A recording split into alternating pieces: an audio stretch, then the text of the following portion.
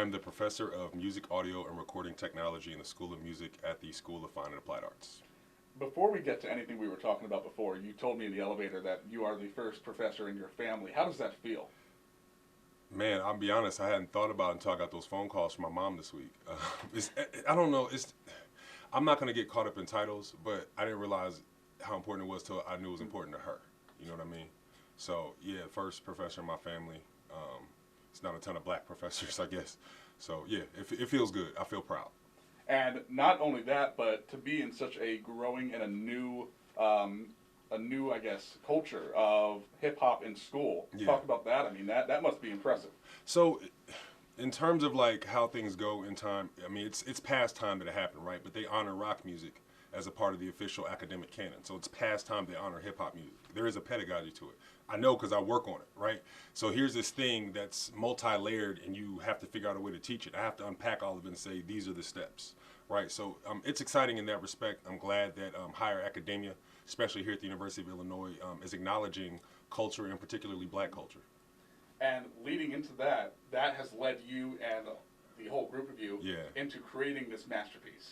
Yeah, everybody loves hip-hop, right? And everybody loves coming to the football game, right? So I said, why don't we bring those things together? What I love about this is we've created a platform that's so wide, there's so many points of entry for everybody to get involved. You know what I mean? It cuts across ethnic boundaries, it cuts across age demographics. We were playing the song for Jarrel's kids, they were singing it word for word. I'm like, how did, she knows diversity? You know, so yeah, just everybody wants to have a good time. You know, I was thinking about some of the HBCU traditions, right? Whether the team is good or not, they enjoy the game. The band is banging. It's a great day. It's a great time. It's fun for everybody that comes out. And now here at U of I, we have really good teams, right? And so now let's just turn game day up a notch. So it feels good. Just bring everybody together. What in your mind inspired you to do this? I mean, we talked about the hip hop being important and the culture and people being aware of that. Yeah. But how did you come up with the lyrics? I mean, that might be one of the hardest parts, and you as well, we're going to talk about that, but producing that from that side of things. Yeah, I think sonically, there's a lot of things that remind you of the game day experience, you know what I mean?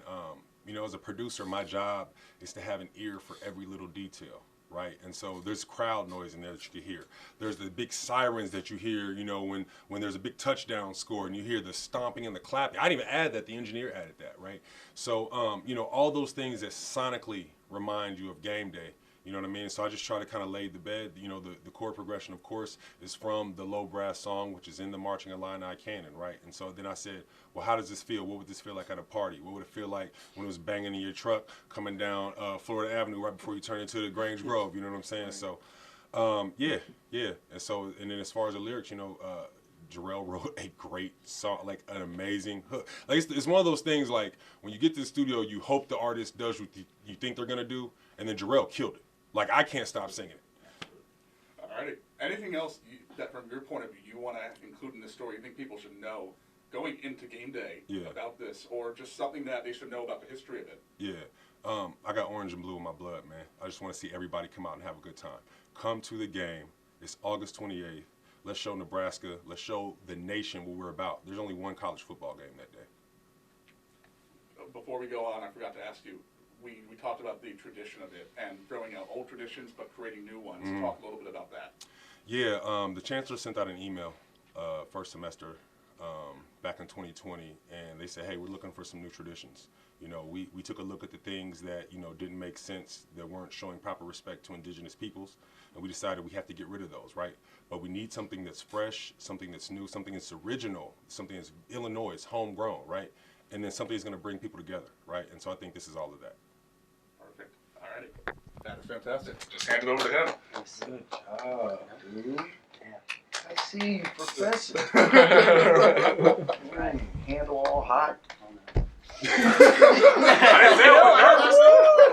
That's like you're gripping that. Jarrel Young, Jarrel Young. And what year are you as a student? Actually in the last cohort of my working on my master's, my MSW. Alrighty. So how many years have you been here in Illinois? So I graduated with my bachelor's back in 2010 in applied health sciences. So I will be graduating this upcoming May 2022. Congratulations, sir. Yep. Talk to me I mean, like him, the blue and orange runs through your blood. Yeah. Why is that so important when thinking about creating new traditions and creating a new song? Being a native of Champaign, Urbana, born and raised, my entire family, I talked about this yesterday, my entire family graduated from the University of Illinois, my mom, my father, my little brother. So, like I said, man, it's orange and blue. Being here my entire life, graduating from the University of Illinois, getting an opportunity like this, it only made sense. You know what I'm saying? So, my experience, my background, everything that I've been through has come down to this very moment. Did you have to win a competition to be able to write this song, or just something you just decided to take up on your own time? I'm actually glad I picked up the phone. I got a phone call. I had got a phone call from Lamont, and he said, I got an idea. Next thing you know, I'm sitting in a Zoom meeting with Mr. Bary Houser himself. He sends over a low brass remix sample, and I wrote to it within 24 hours. And next thing you know, I sent you guys the record like a week after. And it was, you know, it just naturally flowed. Me and Lamont have worked on numerous records in the past, so it would just naturally flow. It just naturally flowed. Talk about that flow. I mean, talk about what in your mind really works, makes this Illinois. Well, you know, it's authentic. I'm not lying. I'm telling the truth. You know what I'm saying? So being from here, and like I said before, my experiences and things like that, I was able to talk about that within the music. The alma mater, being from the Midwest, screaming out ILLINI. I just knew with the record that it was going to be some type of anthem. I knew that it was going to get played at the Memorial Stadium, hopefully State Farm Center. So I had to remember that all these people are going to be hearing this. And with them hearing this song, I have to make sure that they can all relate to it. So I just put myself in the shoes of the consumer. Talk about tradition and creating this new tradition, knowing that this could potentially be here for the next 100 years. Man, look, just knowing that this could be a monumental moment, bro, in my life, it feels amazing.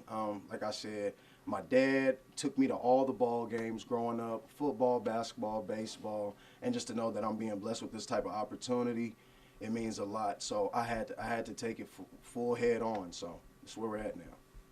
He put it perfectly. I don't want to torture you and put you in front of the camera unless you want to.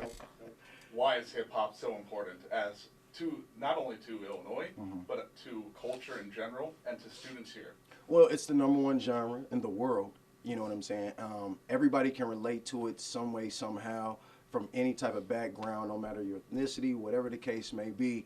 But for me, I grew up in the 90s. So with me growing up in the 90s and you know, the Tupacs, the Biggies, those guys spoke to me. And with those guys speaking to me, they actually told me that you can be anything that you want it to be and that you can take it as far as possible. Just don't give up, don't stop, don't quit. I'm here now. And I didn't give up. I didn't stop. I didn't quit. And I was blessed with this opportunity. I'm going to take it full head on. And, you know, we'll see. The sky's the limit. Is there a line in the song to you that really speaks to you or should speak to students in general that you think has more meaning than every other line in the song? The very first line, there's a lot of drip when you come to Illinois.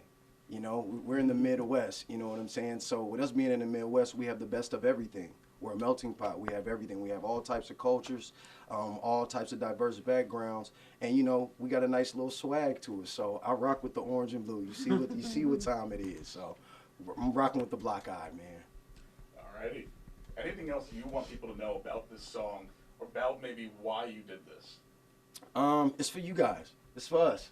It's for Champaign, Illinois. It's for the entire state of Illinois, man. Welcome to the university. So, you know, hopefully we get more students coming out, parents, faculty, staff. This is for every single last one of y'all. So, when you play this song live and you perform this, how is that gonna feel?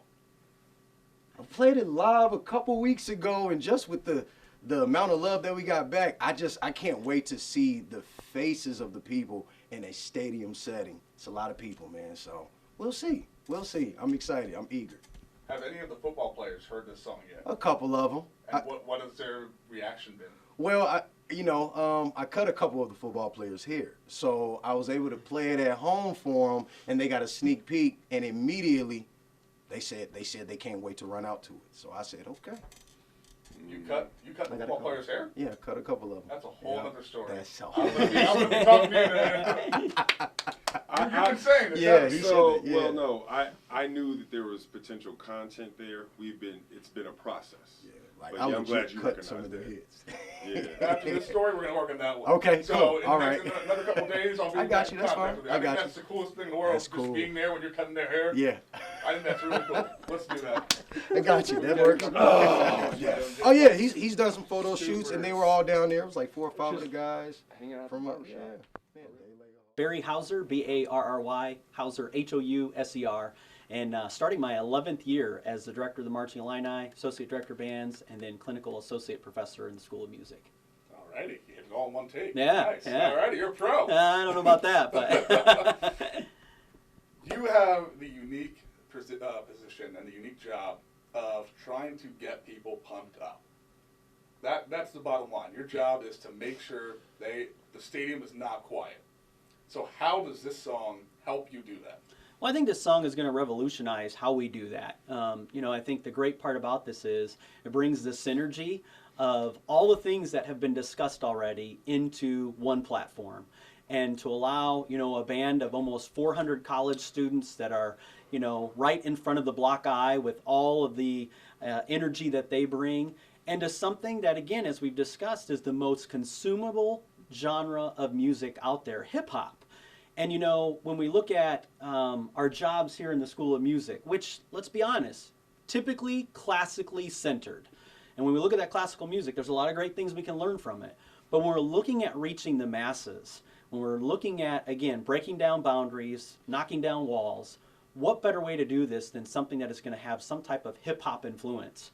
So, the marching band platform kind of does that already, that we can play a lot more popular music, and that can be things from classic rock to, various hip-hop tunes, whatever the case may be. And so the fact that this anthem is going to pull together so many different people and put a completely different and unique spin on things, it's a dream come true in many ways, and exactly what we need, I think, coming out of this last year and a half of being down for the count, not having fans in Memorial Stadium, and what way to come back in and have this, reimagined way of showing Illini spirit. Has anyone in the marching band heard the song yet? They actually haven't. No. And that's on purpose. We're gonna again sock it to them. I'm sure many of them are tracking some of the social media aspects. There's a lot on our own personal social media accounts that hit today about another interview that's going to be taking place. So I'm sure there's many eyebrows and many interested students that are going to be like, what is this all about? But low brass is one of our favorite charts that we play. It's something that the Block Eye responds to. So the fact that this piece of the Marching Illini canon has been taken and given this new reimagined look and feel, people are just gonna, their minds are gonna be blown. It's gonna be amazing. What is your hope that Bielema or the Chancellor or someone, what do you hope their reaction is?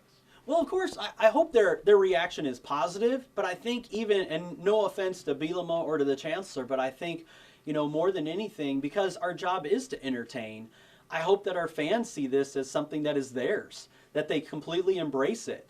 And, as we've talked about, this breaks down all barriers and walls in so many different ways, of ethnicities, of age demographics, and so many other things. And that it's not just something that we keep here in Champaign-Urbana, but this spills over throughout the state, the country, and it just shows people, again, what you can do, the power of music.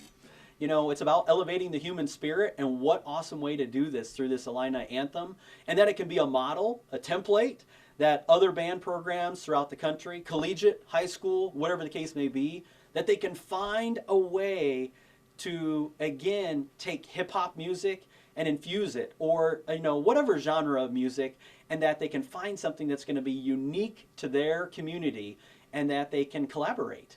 I mean, that's what this is really all about. It's about people and what we can do as people together to make an impact and to do something pretty unique and something that we think is really powerful. Brett Bielema at Media Day spoke to the importance that Illinois was leading the country in being one of the first fully vaccinated teams to play football. Yeah. now you're leading the way in hip hop and in embracing culture and changing culture and tradition. Is that just what Illinois is about?